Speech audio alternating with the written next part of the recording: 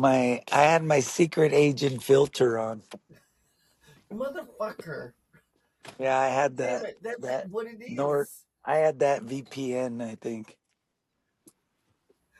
I think Oh, that was the oh, problem. really? Yeah, yeah, I think that was the problem Okay. because That'll the make it even help. with You're coming through a lot better the now. what's that? Am I? Yeah, Yeah, I good. sent you a text message too of like some things you could do to help it if you're just on 4G. Okay, I should be on 5G, right? If my phone is a 16, or is that, or do you need the 17 for that? What's that? Right there. Oh, I think my phone Yeah, I'm being a here. 16, I I should. just you keep on coming in and going. Whoop, whoop. All right, are we here? Rock and roll. Yes. So, uh, so is that inside your camper van? Yeah, yeah. Yeah, I had for my computer, I I had love this it. thing. I had this thing set up for my computer, but like a really nice microphone and everything, like a podcast microphone. Yeah, yeah. But my computer's too goddamn old. yo, yo, yo, broke ass. Try to So talk on Riverside. you're complaining your computer is too old. Yeah, my Is it computer's too just old. your computer? Oh yeah, maybe it is a software, but oh that's right. It was a software. Didn't it say Maybe that? it's maybe there's My something else that's computer. too old. Yeah, this Something else. middle finger right here. This is a really old finger. It's my You oldest gotta finger dust on my that shit hand. off, man. With like, hold on, let me blow this. Get all the dust off that middle finger. Crank it up. make sure all the make sure all the ligaments are working. Everything's oiled up in there. Take some of those bioastin stuff to get the. Oh, it's real lubed, you know. Wait, wait, wait, wait, wait, wait, wait, wait. I used it every day when I drive through traffic. Oh, so it's working good. It's like, yeah, I got this shit. I can shoot that shit off, no problem. No problem. No, No, when was the no. last what when was the last time you've had, well, we know about Brad having, like, when was the last time you had a public altercation? Like where yeah.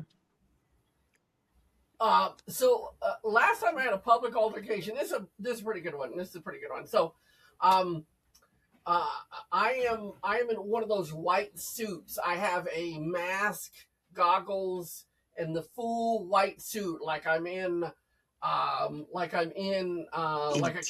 like a movie, like a zombie apocalypse movie, and everybody. But I'm doing COVID testing over in Kona, Hawaii. So our company got a big grant to do COVID testing. And so we had the National Guard there, the National Guard. All these guys are amazing guys. They're all medics, National Guard medics, young kids, and they're really super cool. I mean, just like Captain America. They're all like brown kids, but they're all like Captain America. They're really cool. And then we had nurses, we had police officers, we had the fire department, and everybody came to get COVID tested from our company, right? And out of all those people, this is the guy that had to cut the line when we were stopping the COVID testing, right? So this is the guy in a white suit had to tell people, no, we're stopping COVID testing today. My baby's dying. I need to get him tested. I'm getting on a plane. I'm getting on a plane. I need the COVID test today. Like, but I was the guy. You were the guy kicking the little Vietnamese people off the chopper, the last job. Get Yep. off! Get! Oh, I'm sorry, but there's no more room. oh, that's a terrible feeling. Okay. So, and I do it pretty well, and most people are pretty cool about it and stuff like that. But there was just one lady. She was like, I'm not having it. And I had already cut the line. I turned like 2 or 3 cars away already, and she just pulls up and she's like, I'm not leaving. I'm not leaving. I can't. I gotta get it. I'm like, we're done. We can't do it. I'm like, sorry. And she's like, I'm not leaving. Well, and she's like, call your boss. I'm like, uh, I'm like, man, we can't test you or anything like that. And I'm like, what are you gonna do about it? I'm like, okay, I'm gonna walk over to the police. I'm gonna walk over to the police, and they're gonna tell you to leave. I walk over to the police. Hey, we're done with the The COVID. We've police, been doing the this. police pull out their, the police pull out their space and mace you down. Ah! It wasn't quite that bad. No, it could have been.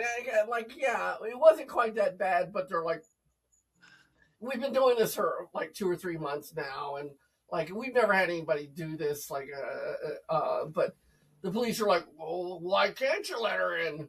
Well, because it's the rules. Why can't I speed when I need to get work faster? Because it's the rule. Well, we should. The fire department rolls up. They're looking, and I'm talking to the lady. You're like, you gotta let me in. And the police are like, maybe you should let her in. I'm like, like I just turned away 2 families that need, like, they probably needed just as much as you. I came from Hilo. I'm like, um, and she's so she insists, and then some other people come up, my managers, and they're all standing around, and I'm the bad guy. I've been doing this for. I had to do this all the time. Why are you stopping? Because firemen have rules. The National Guard have rules. The police have rules. I'm just trying to do the rules like people do. And then they got on the phone. Like, okay, I'm like, they get on the phone. I call my supervisor. Okay, I call my supervisor, and then I get on the phone with my supervisor, and they like, yeah, just let her through. So, yeah, no. So I'm the asshole. I'm the asshole, and I'm like, I think I quit that day. I'm not sure.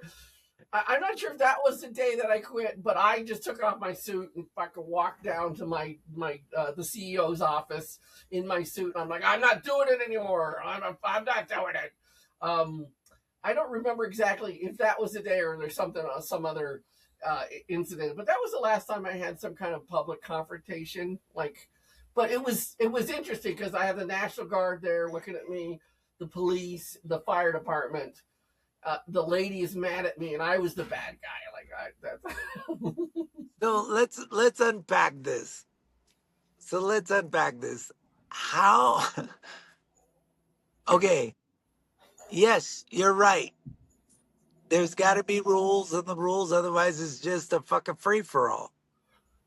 I get that. How much? Okay, here's my questions. How much of the leniency? Everybody wanted you to be relaxed about the rules. How much is that island culture, and how much is that they just didn't care about the rules? Or that, do you think they actually thought like, the rules are in place because of this? And I don't know if I agree with that, because a lot of times I run into that. Like, I know, yeah, like, do you know what I mean? Like, do you think they were thinking about it, or it was the culture, or were they just didn't like you and they wanted to take this white lady's side? Here's the thing: is I zero care about. I'm not a rule guy at all.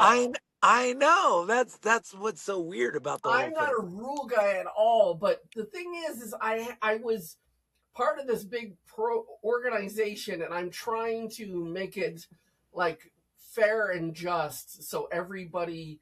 That's all I cared about was the fairness of it. And then also I felt like, well, the police, they specifically, they are based upon following rules. The National Guard are based on following rules. And so I just like, okay, I'm trying to be the best soldier possible. But I just think they just didn't want to be bothered. Like I think everybody just like you're like they didn't want to be bothered, and everybody's so nice in Hawaii that you tell people to turn away. Like my arm is falling off, and they oh no, sorry, we can't. And they just okay. They're so nice in Hawaii, and they're not used to people being Karens out here, or and so they're like they just rolled over and showed their bellies. Okay, but all they had to, like a police officer, no, just Sheriff was like, "This is how you deal with a fucking Karen." No. The yeah, answer no, is no. it was awkward because I don't follow rules. I'm so not a rule guy. I Like know that's why I mean it was very strange to like, okay, you were the one being stickler for the rules. If somebody would have told me about your character, I would have been like, no, Jerm was probably just like, just let him go. Who oh cares, you no, know? I would let everybody keep going. Yeah, come on. Yeah, but it was I don't know. It was there was some intensity to it because they gave me the most difficult job aside from sticking shit in people's nose and going like Yeah, this. and then they call you a bad guy. Yeah, They yes. make you feel like a bad guy because you're doing the job nobody else wanted. Yeah. So it was fine, but I think I did walking down and quit because I felt like, why am I doing this then?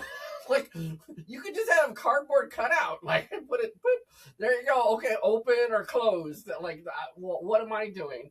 But I would go over there and I'd give them the forms to fill out, and I tell them about the whole thing and to give them information. And I'm a talker, so it was nice. People felt informed and stuff like that. So I felt like there's some really high quality stuff I was doing, but and also kind of getting managing the line and stuff like that. But no, they didn't want they. Yeah, it was funny.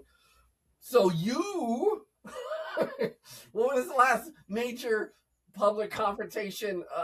Starbucks like 3 minutes Wait, ago. yeah, wait, yeah, no, no, no, that would be Brad. No, no. I think. Well, first, I would like to say, like,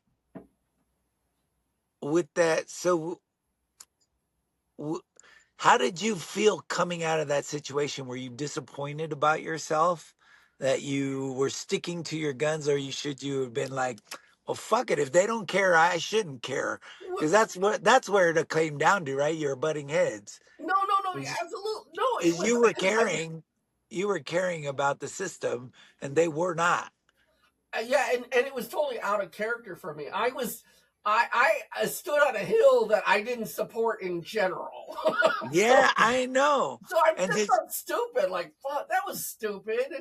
yeah, yeah, I felt that's I still feel most confrontations unless I de-escalate it. If I escalate any conversation, I just feel stupid. Like it's stupid because that's I'm trained. I've been a crisis manager, and I'm trained to yeah, that's de-escalate a stuff.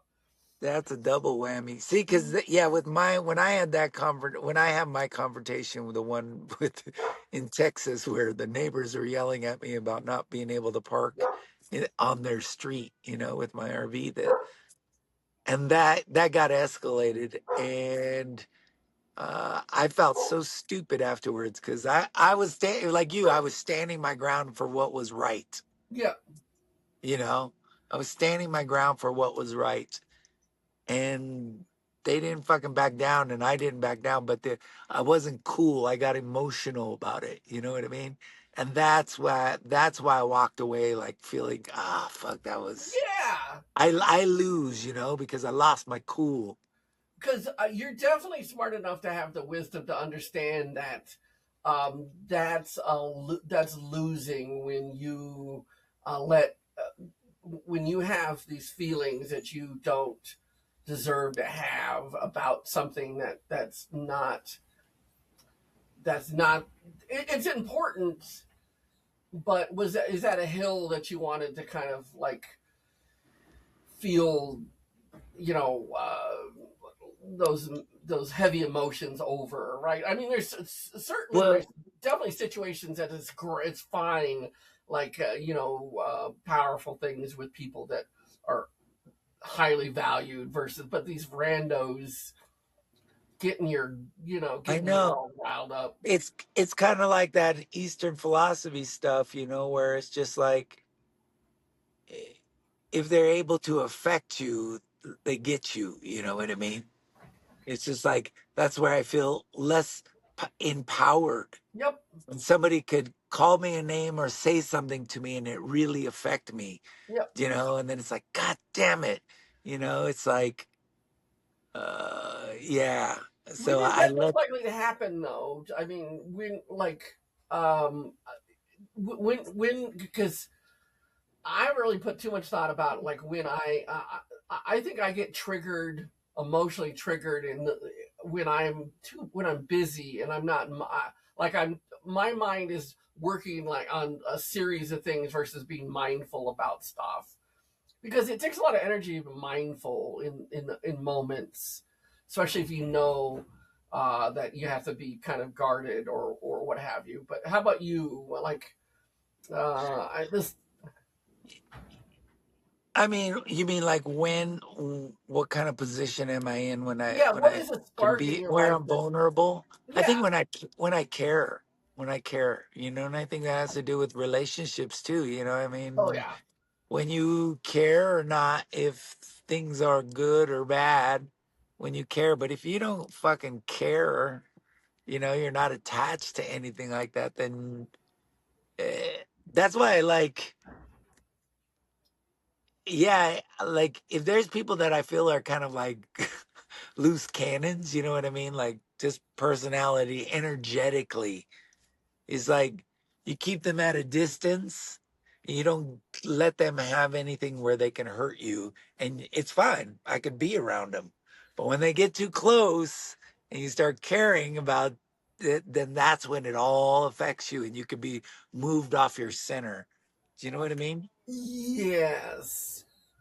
So let's drill down a little bit. Like, okay, so philosophically, what does this say about like in our the reason why we're doing this podcast, the reason why we're communicating in this format and trying to kind of record some of this stuff is because the world has really fucking changed. I mean, it really has. Human value is just. I can't. I pride myself on like understanding like how the ebbs and flows of our society works. I've always prided myself on that, but it's a lot. It's so different now, and just the idea like you people get invested in these deep emotions in this like these raw emotions because of caring or not caring, those two switches, those two binary switches, right? And then we look at like how society is right now, like it feels like it's either all on or all off. Like right now it's full apathy, like people like just kind of zombified going through society, totally zombified, or they're full on.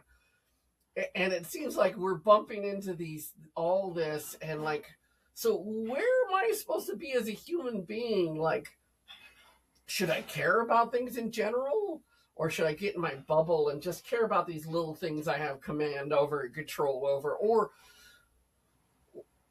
because I'm this helicopter thinker and I'm really like thinking like, oh, the big picture and stuff like that. But the big picture is fucking Wild West. Like shit, man. Like it doesn't work like that anymore. So just what do you like? Like Yeah. does this? Am I clear about my questioning? Like No, no, I know what you mean about what's the right fucking game plan here. You know what I mean? Like, because like we said, if you care, you make yourself vulnerable. You know what I mean? To being affected and moved and really, I mean, exactly that. Like we were talking about moved off center if you care. Um you like to be there's this philosophy that we're all one, and that you shouldn't just care about just what's in front of you, but you should think about the bigger picture. Do you know what I mean? Yes. But the big but but how do you go about that? It seems like also when you're putting your focus or your game plan is on the bigger picture, it feels like less control, it feels like even more of a giant vulnerability. Yes. Or but then, I mean, for me, philosophically, I like to think like you globally, like I want to do the bigger, I want to think village, man. I want to think village. That's a philosophical stance about how you think is best. We think about, we're all connected, but you want to just go, fuck that, this craziness. I got to bring it down to focus, which on the other end, that's, I don't know. I guess there's some teachings that say, like, well, as the Dalai Lama says, well, start small and be the person you want to see, the change you want to see in the life, in the world. So that's kind of like bring it really down into even more of a focus. So, No, no, absolutely. The adage is think globally, act locally, right? And but it just I mean, it's just I'm just worried that we're all shrunk into our bubbles, and because now, I mean, now because of all the craziness in the world, reality isn't even the same. You can talk to somebody like your neighbor.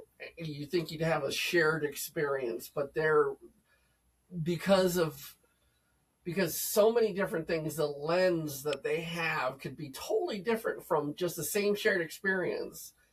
And we're like, it just feels like super dangerous territory because they're think globally, like, right, and they go, oh, I'm thinking globally, but their mindset is America, or their mindset is Hawaii or something. Their global thinking is like, so could be so much different. And then the amount of information they have, I mean, because we do have technology changed the idea that you can easily kind of understand anything with your phone. Is all the knowledge you can possibly imagine. You just have to kind of access it and put into it and take from it. But I don't know. I think it's really a conundrum in the sense, like, oh my god, what, like, I can take so many instances about. So here's another example, and maybe you can kind of chime in later.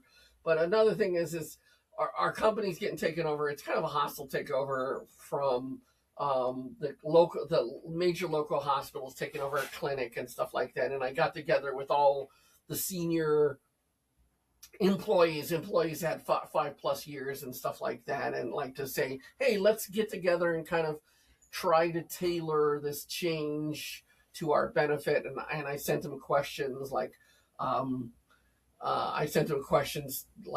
these are the questions I sent to the CEOs and the board of directors and stuff. I asked them major, really hard questions about like the changes, right? And people in this group that I included in this, I didn't use their names. I didn't say Jenny said this. I didn't say anything. I said I represented I'm representing myself, and these are the questions I think are healthy in moving forward. But people instantly ran to the powers that be, the CEO and the board director, and said, "Oh my God, Jeremy's he's instigating a riot," or something, like oh my God. And then I got an instant call like, "Hey, why are you doing this? Like, why am I asking healthy questions about what my future looks like? What gave you authority? Authority to communicate with my coworkers I've had for the last 9 years? Like, But once again, it's like thinking globally is like those bigger picture things versus everybody is just worried about their little tiny, like, oh, I gotta keep my job. I gotta keep, they're so protected and they're so not willing to extend to protect like the overall stuff. And I think that's a microcosm of the world right now. People are so terrified of losing out like $10 or, oh my God, I'm going to have to make some sacrifices for the greater good. Is that because we're in the, because we don't know. I mean, maybe during the Great Depression, that's the way it was. You just took care of you brought it really down. You're like, fuck everything else.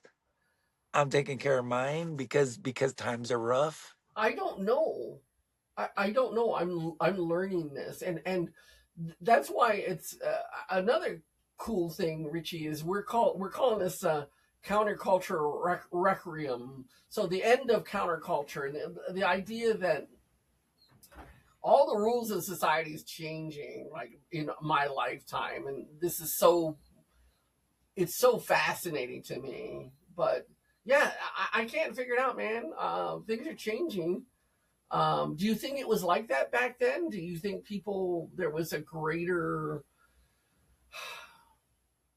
I I mean, I think there was some real big changes that happen in the world, and it's hard to really step into those to see if there's relevancy.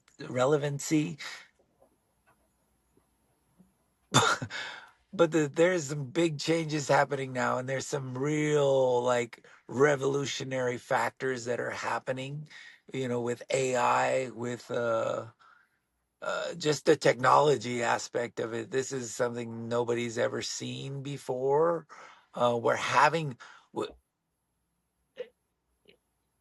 yeah, there are no more villages really. There's no more villages. There's no more, oh, if we do this villages doesn't even feel it. It's we become one big thing, and I think that's part of it is we're being smashed together because technology has brought us together. And I mean, I don't know, maybe in a scenario, that something like this has happened before. Maybe, I don't know, on an island, the different tribes eventually got big enough so that they have to operate together. There is no alternative, where one doing another, like one damming up the the river is going to affect everybody, type of thing. I'm sure there's some micro situations that are kind of very similar in that aspect, but like you said, in our lifetime, it hasn't been like this. yeah, yeah,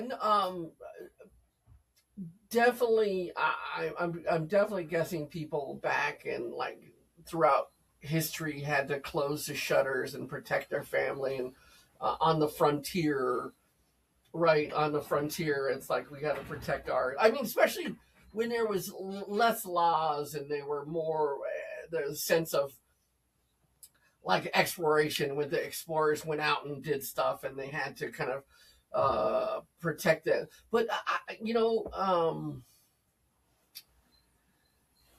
I don't know if there's any frontier left, and like it just feels Oh, like we sure. went to like, hey, this hegemonious level. We got to a point where we could take care of everything. People are satisfied. We have all this high quality stuff.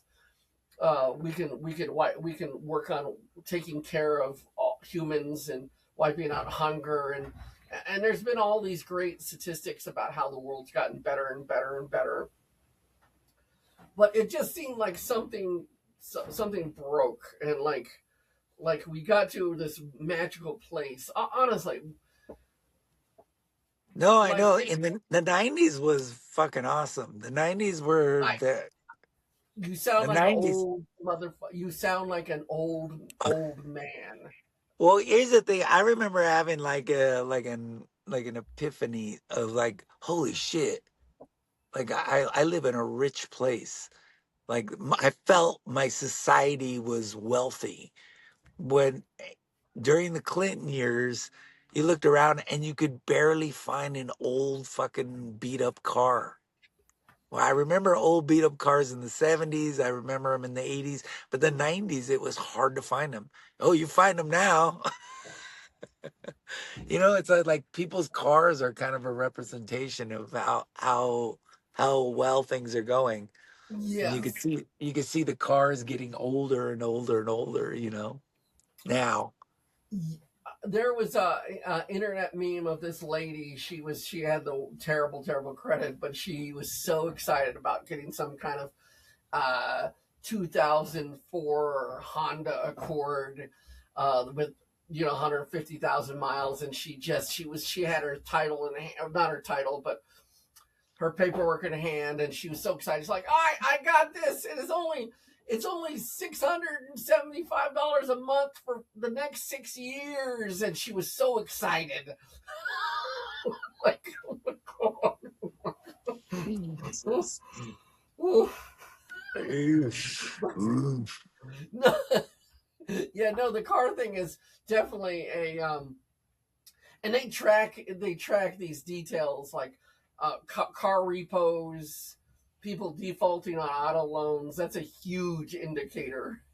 Yeah, But the yeah. thing is, we're in this crazy spot where it's happening off the charts because the poor people are getting way poorer and the rich people are getting way richer. There's a K-shaped economy, and it's so different. It's so different.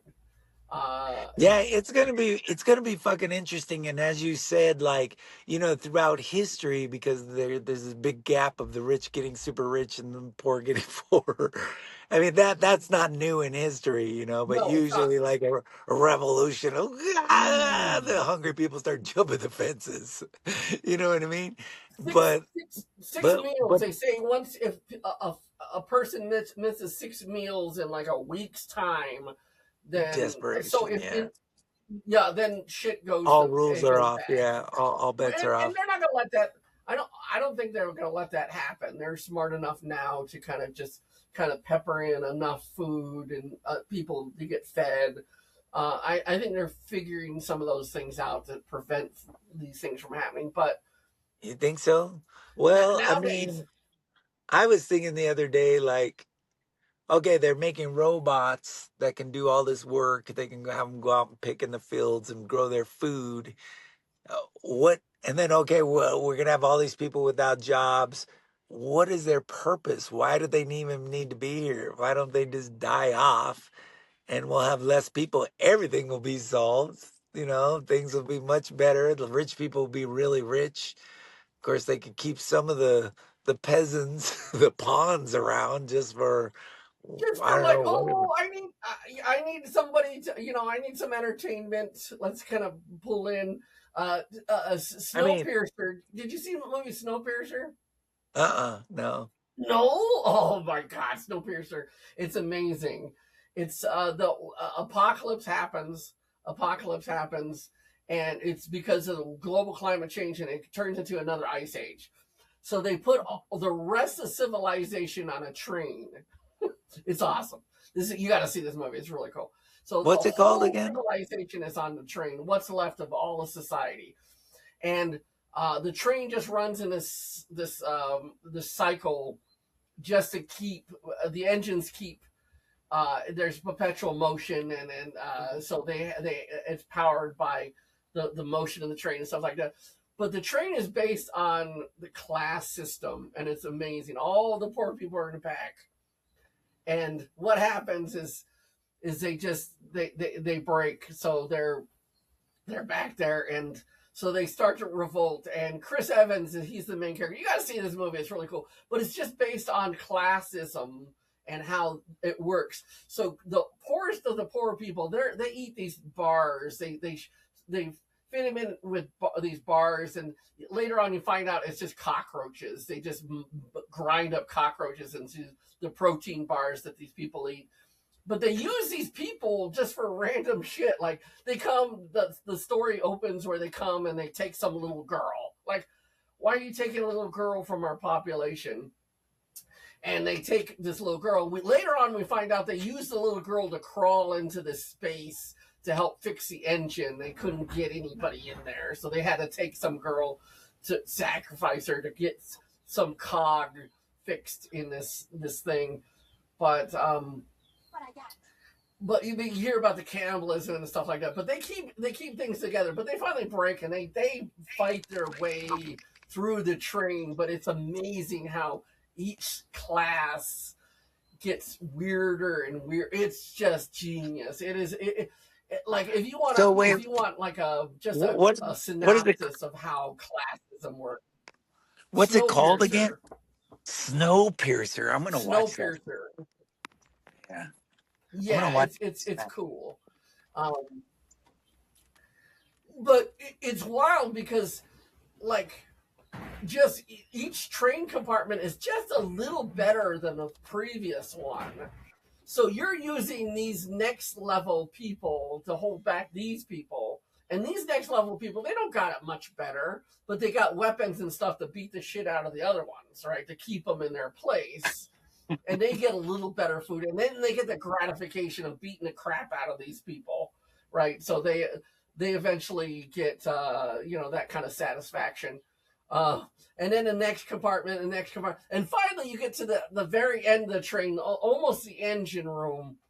And the compartment right before the engine room, it's all the highest level people, and they got all the best food, but they're all high. they're high. So it's like the Epstein compartment. It's like the Jeffrey Epstein. Everybody is just high and having sex with whatever, right? Oh, really? Oh, And wow. it's just like, okay, that's it. But when they cruise through that, when they fight their way through everything, killing everybody, it's brutal. And they finally get that compartment. They just walk through. It's like because nobody cares. They're all just high, and they go to the final compartment, and it's just one guy, and he talks about how important it is to run the train. But it's a great, it's cool, man. It is cool. But yeah, no, we're on a train. uh, shit's crazy. Yeah, shit's crazy. The three things that are really kind of changing this epoch. They, Yale studies, all these major university studies have this group of people that they get together and they rate how close we are from our society collapsing.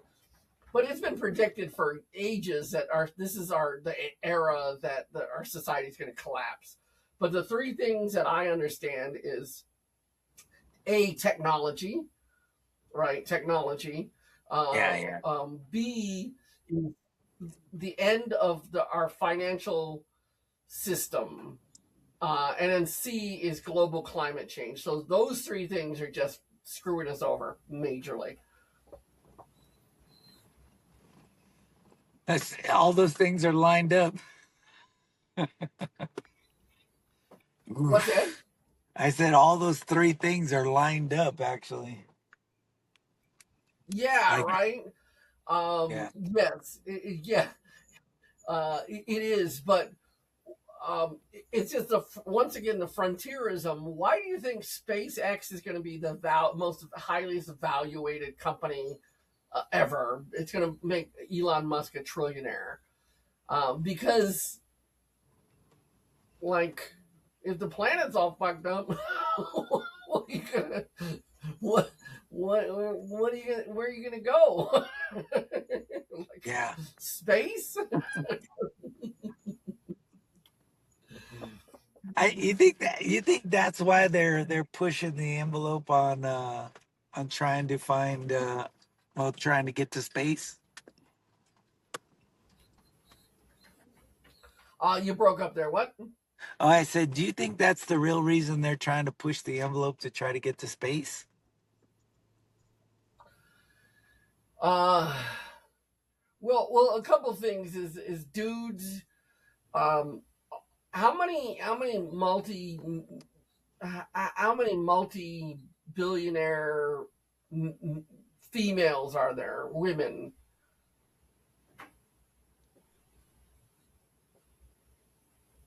I don't know how There's a many. few.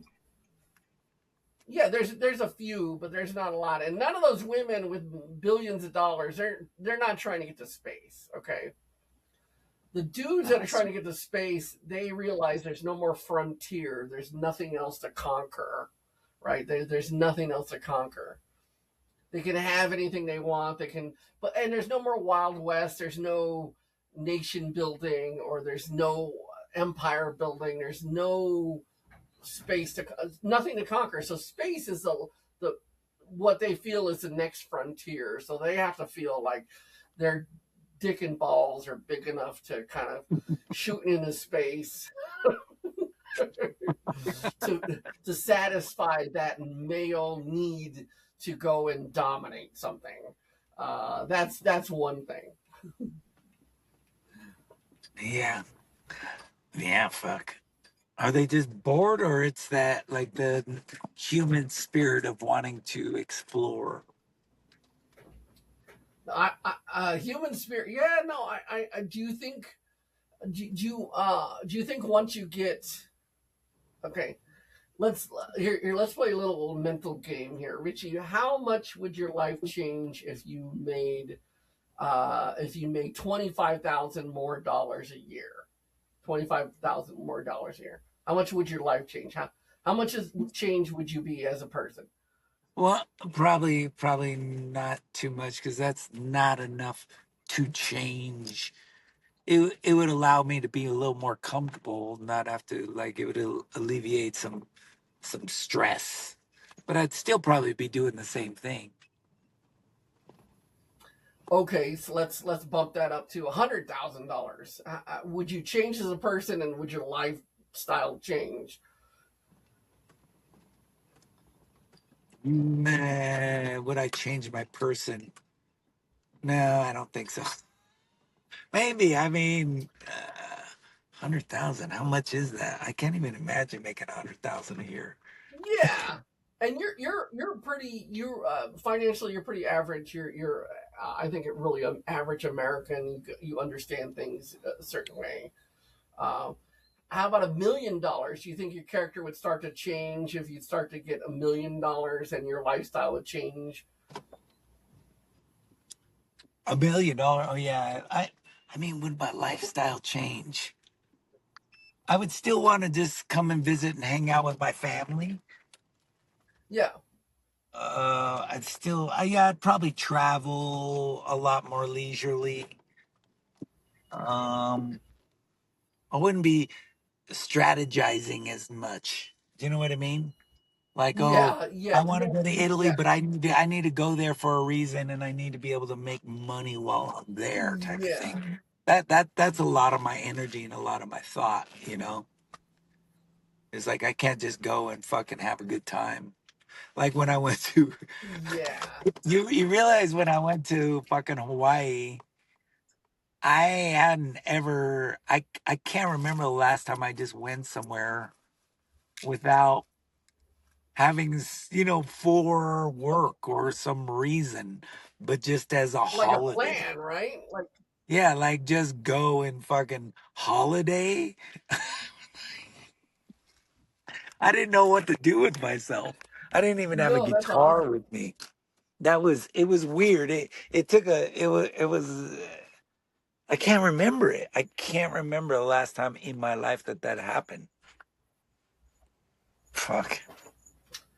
Uh, yeah, yeah, no, but did it feel good to you? Did you feel in control or less control or No, well, I mean, there was an economical factor where it was like, fuck, I'm spending everything, all like I'm spending the bank here. You know what I mean? But it was just kind of like I had made the decision to do it, so I was just trying to be cool and just do it. But and you know what? In the end, I was really happy I did it. It was like because I got to spend time with you guys. I got to spend time with Dominic. Not so much Sarah because she was just fucking smoked out most of the time. But uh, Yeah, They're and I fascinating learned people. They're that was a new absolutely thing. fascinating. That was a new thing I came away with, but I don't want to open up a whole new can of worms because that could be a whole conversation about drugs, you know. I realized hanging out with her because, there was 3 days that we